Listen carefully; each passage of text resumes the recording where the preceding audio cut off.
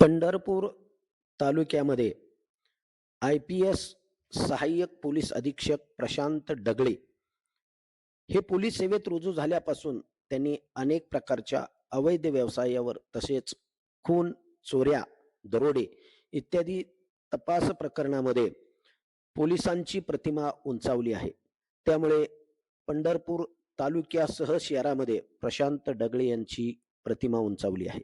त्यांच्या कार्यानं आणि त्यांच्या धडाकेबाज कारवाईने एकंदरीत पोलीस प्रशासनाची मान उंचावली आहे.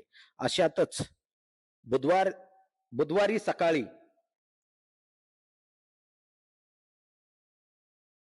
अशातच बुधवारी सकाळी गुरसाळे येथील पुलाजवळ वाळू चोरी करण्यासाठी आलेल्या मोठ्या यंत्रणेला जाळ्यात घेऊन प्रशांत डगळे आणि त्यांच्या सहकार्यांनी त्यांना जेरबंद केले आहे.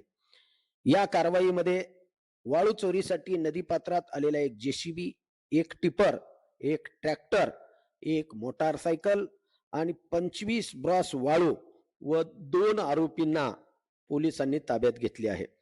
वाहन मालक कवटाळे येथील बापू नागटिळक यांनाही पोलिसांनी अटक केली असून पुढील तपास सहाय्यक पोलीस अधीक्षक प्रशांत डगळे यांच्या मार्गदर्शनाखाली सुरू आहे.